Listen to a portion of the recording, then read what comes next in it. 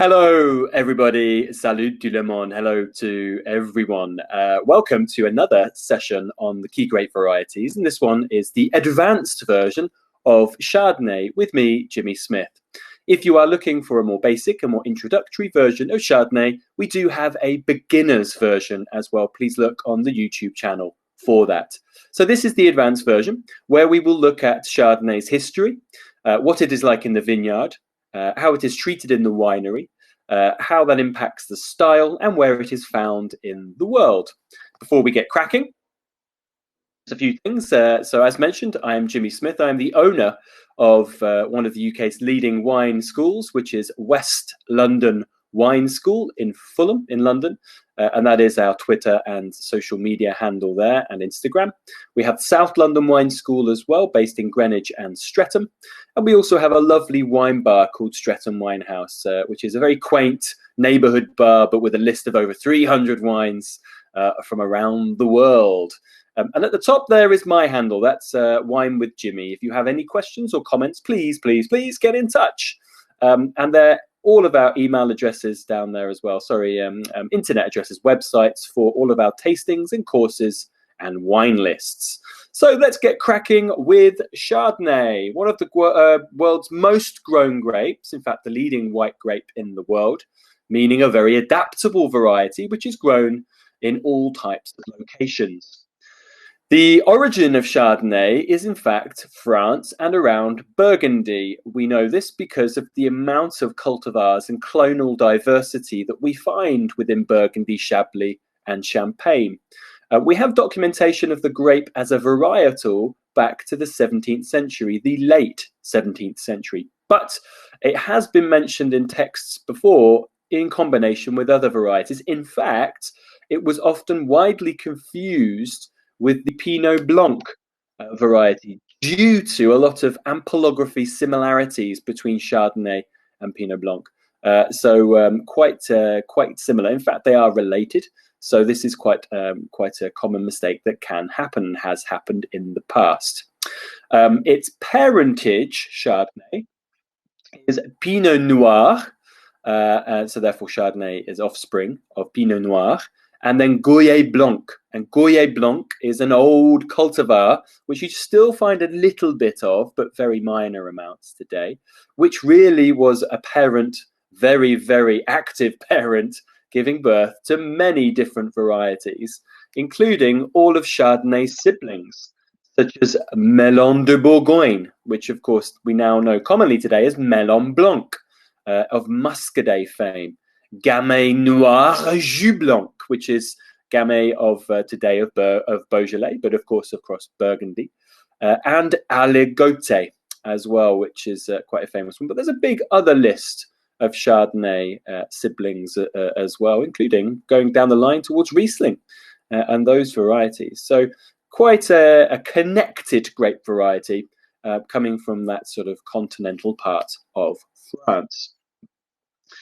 And yes, the other thing to slightly mention is that you may know, if you are a fan of wines of Jura in the east of France, in the Alps, in French Comté, you may know a variety called Melon à queue rouge. Melon à queue rouge. And Melon à queue rouge basically means melon with tailed red. And this is not exactly the same as Chardonnay. It is a mutation of Chardonnay. So it is similar, but it has this red stem. That's the queue rouge. The red tail is depicting the red stems that you get with this. And you will see bottlings from people like Garrier, Ganavat, who actually do bottle with on the label Melon à queue rouge. It is Chardonnay, but a slight mutation of it. So it is very fascinating as a variety. In the vineyard, as mentioned previously, Chardonnay is really adaptable. It is grown everywhere. As long as the location is capable of supporting viticulture, you will find Chardonnay as cold as Britain and as hot as Australia and everything in between. It's therefore exceedingly adaptable to climate, to terroir, that's the soil and the location, topography, north facing, south facing, it is very adaptable. Therefore, we do find it in a variety of styles, from mass-produced to small artisan production, because of its adaptability. This adaptability, and often the big mass production of Chardonnay, has led to the philosophy of a consumer called the ABC philosophy, the anything but Chardonnay philosophy, because some people have tried quite mass-produced Chardonnay, which can often be quite manipulated and often taste nothing like its grape, and therefore declared they hate the variety.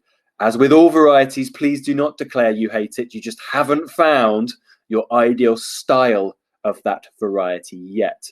So we find it in all climates, from cool all the way up to hot. The variety itself is sadly early budding, which means it does suffer with the onslaught of spring frosts, certainly in its homelands. So around Burgundy, Champagne, and Chablis specifically, you will find a loss of yield and often loss of vineyards due to these spring frosts. So very early budding, early ripening, which means you do manage to, get a fairly decent grape from it, with good extract and good flavor, and it's fairly productive. It can be fairly productive with some nice clusters of grapes. It's grown on all soils. However, we do tend to find the most famous styles on calcareous-based soil. So the geology with high calcium carbonate, and this will produce styles with a lot of character, huge acidity behind it, as they're quite cold soils with high calcium. So often well above 50% calcium carbonate content. So fresh, linear, taut wines with the long aging capability are found on limestones, and all variants of limestones. So things like chalk, different types of limestones, flint, and so on. The variety does struggle elsewhere with excess water in the vineyard, mildew. It will suffer with powdery and downy mildew, so spraying is common with sulfur, with Chardonnay. Couleur is where we find the shedding of the blossom. So it does let go of its blossom quite easily. So in windy conditions, you will lose the blossom, meaning a loss of yield. And mille-rendange as well. Mille-rendange is the poor formation of a berry due to often rain during the flowering around June-ish time. And this causes seedless grapes to form very small, which cannot be used for the production, have to be discarded. So therefore, that's another loss of yield. Chardonnay has an issue with that. Also susceptible to botrytis. Chardonnay doesn't tend to work brilliantly with sweet wine because it's not got a huge amount of character. So we don't tend to use it for sweet wine production. So botrytis affected Chardonnay could be used in small percentages, but often isn't, and the fruit will be discarded. So botrytis being known as a benevolent form of rot, for Chardonnay, really that doesn't exist that much. And really, Chardonnay, because of its extensive history linked to Gouye Blanc, and the fact that it's been cultivated in Burgundy, we know for centuries, millennia even, it is very clonally diverse. We will have in the tens of different clonal types of Chardonnay, meaning that, of course, that these different clonal types of Chardonnay will act very differently with root formations, water and mineral uptake, the leaf canopy formation, and so on and so on. So Chardonnay will act differently.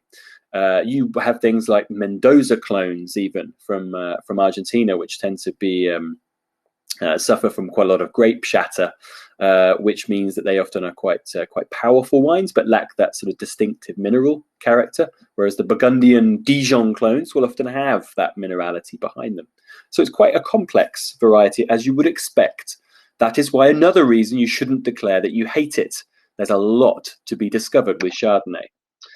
Chardonnay actually, as a variety, though, is what we would class as a semi-aromatic. It is not an aromatic like Riesling or Pinot Gris or Muscat or all of those types, Gewürztraminer. It is semi-aromatic, and that is actually very important to understand. This means that Chardonnay will need some form of help if you want complexity from it, and that help will be through winemaking techniques. Chardonnay often therefore produces quite delicate flavor profile style wines. Chablis, which is a wine that often doesn't go through oak or oxidation or much lees contact, but will have a little bit of MLF, you will find that they are quite actually delicate wine Chablis, which speak of their terroir, the soil, a little bit more than they do of the grape, because of it being a simpler style. So it's semi-aromatic, and we'll need to understand that because of a lot of the processes that can happen with Chardonnay. So let's go through those processes. So in order to gain a little bit more complexity, potentially temper the acidities, which can be quite high with Chardonnay, you will find that the conversion of malolactic, or what we call malolactic fermentation or malolactic conversion, that is the conversion of the malic acid within the wine, which is a secondary acid, and converting that into lactic acid with the introduction of lactic bacteria. This changes the wine from being sharp to soft. Only a small percentage, because there's still a lot of tartaric acid within the wine, but you are changing the acidity, a part of the acidity, and it generally just softens out the wine a little bit, makes it less lean and tight, and just makes it a little bit rounder in style. This can be done 100%. It can be done barrel by barrel and only selecting certain barrels. So there are percentages of this that will be done as well. So it is quite important, and expect characteristics like creaminess or kind of things like hazelnut often, sort of around characters, secondary base characters. After the fermentations, winemakers may choose to keep the wine in contact with the dead yeast, what we call lees or lie in French, L-I-E. And the process which reacts between the lees and the wine is called autolysis, yeast autolysis, gaining, well, first of all, mitigating acidities, but potentially gaining texture and potentially gaining flavor profile. We have a separate video on yeast autolysis, so aging sur lees, which is about 15 minutes going through all the details about this. So a winemaker may choose this to add more complexity, more texture, and maybe temper the acidity. And of course, this may be done in a vessel which may be oak or other types of wood, but majorly oak from France and other forests in the world. And maturation or fermentation in oak will mean there may be some oxidation, controlled and in small amounts to gain more complexity, but also to add potentially oak-based flavor characteristics. So there are three things there can really change the style of Chardonnay and add more complexity. You have to be careful with these three things that are listed here, because if they are overdone and over-intensified, of course, they will overpower the semi-aromatic nature of Chardonnay.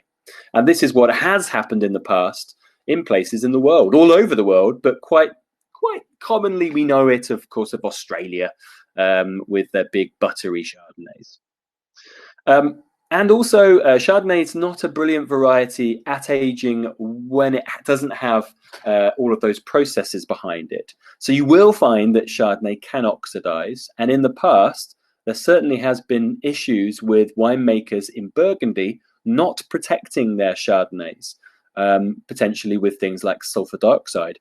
So therefore, the wines have prematurely oxidized. And this is something called pre-mox. So there, you do find some older Chardonnays, and not even that old, 10, 20, 30 years old, that are very sherry-liked and very aldehyde character because of the oxidative note to it and vinegary and acetic. Of course, Chardonnay will be protected today. Sulfur is used, sulfur in the vineyard and sulfur dioxide in winemaking, sprayed into the must, sprayed into the bottles, sprayed into the wine before bottling. You will find the use quite commonly. There is a brilliant winemaker which is called Michael Brakovich, who is the winemaker of Coombe River in Auckland in the North Island of New Zealand, who's a master of wine, and he has done a lot of recent studies and works on the use of sulfur in the vineyard and spraying sulfur just before harvest, and how that gives you some free sulfur in the fermentation, which gives that very distinctive minerally note. And this is actually a kind of a Burgundian approach, using sulfur up towards harvest to give that reductive note, what's annoyingly called positive reduction, but it is this kind of minerally characteristic. I will do a separate series on reductive characters. We do have a wine fault slide presentation, which you'll be able to find on the channel, which is about these things, about reductive characters. But I will do actually a separate one on positive reduction. So sulfur will be used, and you will find, therefore, through the terroir, but also through the use of sulfur, distinctive reductive notes in Chardonnay, mineral, flinty, stony characteristics, and the compounds that can produce them through reduction. So sulfur dioxide being used. So where do we find Chardonnay? Of course, France is the key area for it, a whopping 46,000 hectares or thereabouts, and of course around Burgundy, Champagne, Chablis, and also, surprisingly, a significant amount in the south of France, quite a famous amount of it near Carcassonne, around Limoux, for instance. California, of course, it's the big grape that white grape they moved with in the 1960s and 70s, certainly after the judgment of Paris, with the likes of Chateau Montelena. So a significant amount made in California, across the Central Valley, Mendocino, Alexander, even places outside of California, Oregon, for instance, will produce a significant amount. So a lot in California and Napa and America. Australia at around 33,000 hectares all over. From Western Australia, Tasmania, South, Hunter Valley, but a big amount in South Australia. Italy, a surprising amount down in Sicily, Tuscany, but also across a lot of regions it's been introduced as it's a famous grape. Chile, Central Valley. South Africa, a surprisingly increasing amount, bearing in mind that Chardonnay is a real 20th century grape variety for South Africa. Around the Cape South Coast, Elgin, Bot River, Walker Bay, they're the famous zones for it. And then Argentina, around Mendoza, you will find a bit of production as well, certainly quite forward versions. So finally, what is it like? The grape variety normally has quite high acids, but as you go to hot conditions, of course, those acids will be tempered. And their flavor profile changes as well. In cold climates, you'll see with this picture here, you will find things like green apples, and often sort of even citric notes. But as you warm up the climate, it goes to peach, to melon, to pineapple, to nectarine. So you'll find that the fruit compound gets sweeter. Then we have things like all those secondary notes through winemaking techniques, oak, autolysis, lees, things like vanilla, bread, butter, toast, all those things can come through. And Chardonnay will age with nutty characteristics as it can develop. So that really is Chardonnay in an advanced version through history, vineyard, winery, and where it is found and style. Remember, there is a beginner's version of this as well. And I have made reference to other videos such as yeast autolysis, malolactic, and so on, which you can look at if you want to use as a segue. So thank you very much for your time. Once again, if you have any comments or questions, please leave them at Wine with Jimmy or at the wine schools, West London Wine School, South London Wine School. And remember, we have a brilliant bar. Whenever you're in London, please come and see us at our bar and shop, Streatham Winehouse, which is a great way to whistle away a few wines. It's a wonderful place. So thank you so much, and I'll see you again very soon. Cheers.